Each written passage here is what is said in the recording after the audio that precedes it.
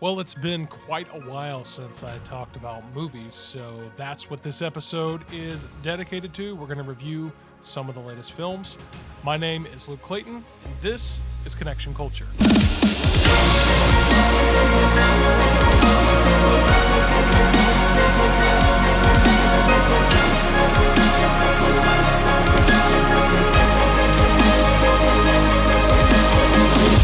Welcome to this episode. I am glad as always to have you with us, and I do hope that if you haven't yet, that you will subscribe wherever you listen to podcasts. And I hope in particular that you'll subscribe to our YouTube channel. And I want to thank the many of those of you who have over this past few weeks. The numbers for our subscribers has been going up. So let's keep that trend going. To subscribe, all you got to do is go to youtube.com/mustincrease. And when you subscribe, you will get every new episode and every new video that we drop on our channel. So again, head over to youtube.com/mustincrease and subscribe to our YouTube channel there. Of course, the best way for you to make sure that you don't miss any of our content is to sign up for our weekly emails. And that is where simply once a week, we send you the latest episode, which we generally drop every week. To sign up for that, just go to mustincrease.com/cc. That's mustincrease.com/C. Sign up to get each each episode delivered to you by way of email. There we go. And you can do that again at mustincrease.com/cc. All right, so I've seen a lot of movies over the past few weeks and just have not had a chance to formally, I suppose, review them. And I will just do this before we get into it. I guess I will give you a spoiler alert, not because I'm going to intentionally plan to spoil anything. However, I can't promise you that I won't. And so I very well could get to the end of recording this episode and realize, oh, well, look at there, I did spoil it. So I'm going to give you a spoiler alert right now, just in case. But I really am going to be very careful about it. But it's just a disclaimer. So let's get right into it. I'm just going to go in order of the movies that I have seen over the past few weeks, and just kind of knock out the list in the order of which I saw them. So let's get right to it. The first is No Time to Die, which is, of course, the final installment of Daniel Craig as James Bond. Here's a quick synopsis. The last film, Spectre, that one ended with James Bond appearing to enter retirement, which is actually where we pick up this film. But Bond is soon reluctantly called out of retirement for one last mission to, of course, save the world. Along the way, he's introduced to a few new characters, and he's reunited with many of the classic franchise characters. And speaking of that, we actually do say goodbye to multiple of these classic and possibly beloved characters, as they are, to be honest with you, killed off. Now, that's not a spoiler, because I didn't tell you who, but it does happen. Now, in the end, Bond does, of course, accomplish his mission. He saves the world. And it was common knowledge going into this film that this would definitely be Daniel Craig's last turn as James Bond. And in my opinion, I believe they give him a very satisfying and even honorable send-off as he, like I said, as his time as James Bond comes to an end. Overall, I really enjoyed the film, and I found it to be much better than the last installment. I wasn't a huge fan of Spectre. I thought it was kind of weak. And comparing it to the other films, at least in the Daniel Craig series, I would probably place it right behind Casino Royale. And as of now, I'd probably say it's actually tied for second with Skyfall. I would definitely recommend it for adults and older teens, depending on the viewing standards of your home in particular. Which of course brings me to a section that we're more or less calling the Parent's Guide.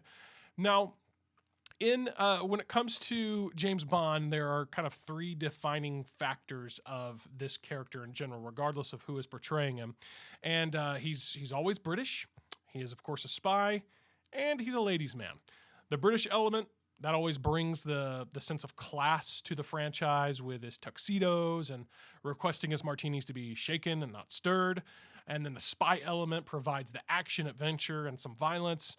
And then, of course, there is the ladies factor. Well, that's, just to put it bluntly, always given Bond that sex appeal. Now, that said, all the Daniel Craig movies, at least from what I've observed, had tended to be less heavy on this ladies' man component. Not just, it's definitely there, but it's not so heavy. In fact, No Time to Die is the least sensual of what I remember from all the Bond movies, at least that I've seen, which at this point is almost all of them. Now, not to say that it's completely free, again, of any of this type of content, but these moments are very mild and they're pretty brief. Now, let's move on to what I'm calling woke moments to watch for. Of course, nowadays, every major film seems to try to check the boxes to have proper representation of the so-called marginalized groups based on race, gender identity, and then most commonly the LGBT plus crowd. And No Time to Die does indeed offer its penance to appease the woke mob in this area in particular. And while there really is nothing explicitly portrayed, there is a key scene in which it is implicitly revealed that one of those franchise classics in terms of the character is in fact a member of the LGBT community. Now, of course, this is conveniently positioned in such a way that it could be easily edited out so that it could be presented in other large countries that may or may not be China and many countries in Africa and the Middle East. But I digress. Again, it's subtle, it's brief, but it's definitely there. And it's going to be apparent to anyone who's older than like 12. So that moves us on to my official rating and review of the film. I'm going to give each film that I review here 3 forms of ratings. The first will be a content rating, which is more or less me confirming if the film's rating by the Motion Picture Association is accurate or not. And the next will simply be a 1 to 5 star rating based on the quality of story and the overall, quality of the movie and the experience. And then lastly, I'll be giving a where to watch recommendation, which I'm finding is becoming really, really crucial in our era of theaters and streaming, and more streaming than theaters nowadays, it seems like. And so this is essentially where I'll suggest if you should see it in theaters or just watch it at home on streaming. Now, in terms of the actual content rating, when it comes to No Time to Die, I think that they did get it right with a PG-13 rating. Again, this is pretty subjective based on the standards that you may have in place for your home and family in particular, but I believe I would be comfortable with allowing, my teenager to watch it if I had a teenager. The woke moment in particular of this film, I believe, is a perfect example of an opportunity to actually teach your kids what to watch out for in terms of ideology that might counter your family's values that is coming down from many of these filmmakers and producers. And then for the star rating of this film, I'm actually going to go ahead and give it 5 stars. And that's probably being generous because it's not like I think it's the best movie ever. I suppose if I was giving half stars, it may actually be more of a 4.5 stars, but I'll go ahead and round it up and give it a full 5 stars because I'm feeling nice and I did enjoy the movie. And finally, for watch it in theaters versus watch it at home, when it comes to No Time to Die, I would say either. I enjoyed the theatrical experience, but I am a little biased towards theaters. But you're really not missing much if you want to watch it at home. And as of now, it is available to stream. I think you can purchase it on like Amazon Prime and iTunes and so forth. So you can go ahead and stream it and watch it at home. And I do believe it's still in many theaters as well. So take your pick. Overall, I enjoyed No Time to Die, and it's definitely one of the better films that I have seen in the past few months, unlike the next one, which is the Venom sequel. So I'm actually going to review both of the Venom movies because I watched them both in the span of just a few days. So Venom is essentially this. I'll give you as simple, I guess, as an explanation I can. He's called, I believe, a symbiote. And it's basically this thing that came from space, and it's like an organism that requires a host body. And so it's like a little thing. And this is not the first time it's been on screen. It was introduced in the third Tobey Maguire, Peter Parker movie. Spider-Man movie, when Tobey Maguire portrayed Peter Parker and Venom got a hold of him, and then it moved on to the Topher Grace character. It's kind of a mess. I should mention, continuing the kind of theme of being a messy film, but I'm getting ahead of myself. Anyways, that's what Venom is. This life form that's more or less a black goo that requires a body to host it. And then when it gets a hold of a human body, it takes over and all this stuff. It's weird. It's weird. It's important to note that Venom is actually an anti-hero, which is basically, that means he's a villain. Venom was written originally to be a villain, particularly, again, in the Spider-Man comic book series. But in this case, when he's an anti-hero, well, they're basically just having a villain play a lead role because, you got to make money off these comic characters somehow, right? Well, so I'm telling you that because Venom, since he is technically an anti-hero, he does some unethical things that your, true superhero wouldn't necessarily do. Batman, at least the Christian Bale version of Batman, his one rule was he didn't kill. Venom doesn't care. There's a lot of just kind of, anyways, like I said, I'm getting my head. So here is the synopsis of the first Venom movie. So Eddie Brock, portrayed by Tom Hardy. He's this news reporter, vlogger type thing, and who gets dumped by his girlfriend, played by Michelle Williams there in about the first act of the film. And then the symbiotes, they come from space. One of them, called Venom, attaches to Tom Hardy's character. Another one attaches to the bad guy. And then they turn into their respective Venom-like characters. They fight. Venom wins. The end. Oh, and Tom Hardy and Venom, as Venom, eats people. Like I said, it's super weird. It's super weird. So to continue in this spirit of weirdness, if you will, let's move on to talking about Venom: Let There Be Carnage, the sequel movie that came out this year. The other Venom movie, by the way, came out in 2018, I believe, and the Venom: Let There Be Carnage just came out last month, and or October. Here's what happens in Venom: Let There Be Carnage. So Tom Hardy visits Woody Harrelson's character. His name is Cletus Cassidy, if I remember correctly. He's a serial killer. He's on death row. Cletus bites Tom Hardy. Yes, you heard that right. He bites him, which results in Cletus turning into his own version of Venom, but this version of this symbiote is named Carnage. Cletus breaks out of jail using this newfound power he has, and then he breaks out his girlfriend, who has a superpower of screaming really loud. No joke. That's her thing. She screams really loud. He breaks her out of an insane asylum, and meanwhile, Eddie Brock and Venom break up as Venom moves on looking for another host body. And this sequence is in the whole sequel, and this is all really just, it gets more and more bizarre than really the first one ever did. It's got odd scenes such as Venom at a nightclub acting like it's a costume. It's just weird. And then there's more conversations about needing to eat human brains for nourishment. So it's a bunch of weird stuff. So in terms of a parent's guide, I mean, I suppose it would be okay for some older teenagers, but overall the character of Venom is weird and he's just really kind of gross. Like I said, he eats brains. There's like this tongue, like he sticks his tongue in the mouth of people to kill them. And again, I know a lot of this is based on the actual comic book. So, for those of you who are comic book fans, it is what it is. But anyways, I just find it weird, and portrayed on screen for me for some reason was really weird. I mean, even though the Spider-Man 3 version of Venom, back years ago was still off, I don't know. I like the way they did Venom there. It wasn't as, like I said, it just wasn't as weird and gross. I don't know. So anyways, not to mention, Woody Harrelson's character, he's just a sick and demented dude in general before he ever becomes a symbiote. And so becoming this Carnage character just takes that a step further. At the end of the day, due to all the weird aspects of these movies, it's really hard for me to picture, like a family sitting down to watch this movie together.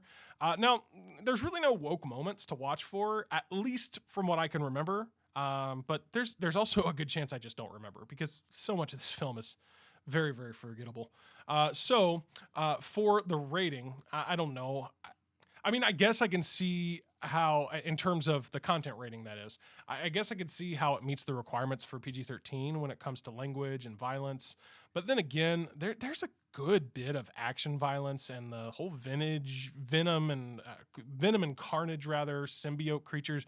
They just look so, especially Carnage. They just look so creepy and nasty. There's a part of me that thinks rather, I mean, it definitely rides the line, between PG-13 and R. And there's a part of me that just thinks they should have just gone all in on the R thing and just kind of took a Deadpool approach and just made this like a rated R type of anti-hero. But, that's not what they did.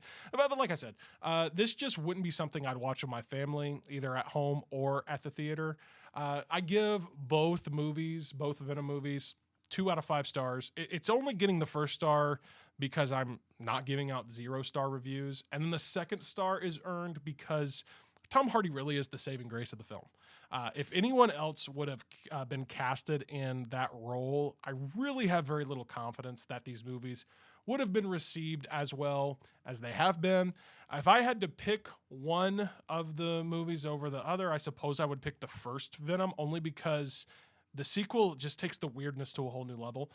The best part of both these films, any of them, the whole saga of Venom thus far, is the mid-credits scene of the sequel, which admittedly, I'll admit, it was pretty intriguing. That part was, I don't want to say if it was worth the whole movie just for that, but I would say, if nothing else, if you're a Marvel fan in general, Google, Venom mid-credit scene and watch it, and you might be intrigued as well.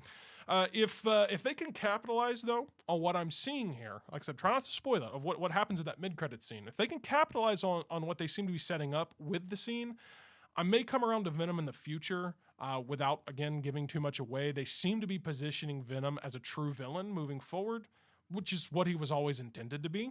And so to me, that's better, because these movies, again, they're making him out to be some form of a hero because he's the lead, but he would be, I can see there a lot of potential there for him to be a good Venom. Because again, I like Tom Hardy, and I would love to see villain face off against, say, Spider-Man, and as an actual bad guy, because this whole Venom as an anti-hero thing, I just can't emphasize enough. It's just not working for me. Speaking of which, when it comes to watching this in a theater or watching at home, I would say it doesn't matter. Even though it's available to watch at home now, if you never saw these movies, you wouldn't be missing much. I only saw it myself, I should say, in the theater, because overall, just like going to I just enjoy going to the movies. But put it this way, they are for sure a one and done experience for me. So I won't be watching either of these movies again, neither at the theater or at home. However, this next film would actually be worth a trip to your local movie theater, and that is the sci-fi film Dune. Well, I'm actually going to take a break right there for this episode, and we will pick it up in the next episode and continuing our movie reviews. So be sure to join us this week. And if you want to make sure that you don't miss the next episode or any episode, remember you can subscribe to our YouTube channel at youtube.com/mustincrease. And the best way to make sure you never miss content from us is to subscribe to our weekly emails. You can do this completely free at mustincrease.com/cc. That's mustincrease.com/letter C. You can also see the link in our show notes for either our link to YouTube or to sign up for these emails. Well, Connection Culture is a production of the Must Increase Network. And again, you can visit mustincrease.com to also learn more about what we do for churches and families. And until next time, I want to encourage you, get behind what you believe in. When you, for example, like and share this episode, it's a very small but significant way to be a creative contributor, because you are sharing and helping us get the word out and help others like you and your family. And so share. If you have any questions, you can always drop a comment, and look forward to seeing those. And but you got to get, no matter how you do it, you got to get behind what you believe in, because it's so much more fulfilling to be that meaningful, creative contributor than it is to just be that mindless, constant consumer. I'll see you next time right here on Connection Culture.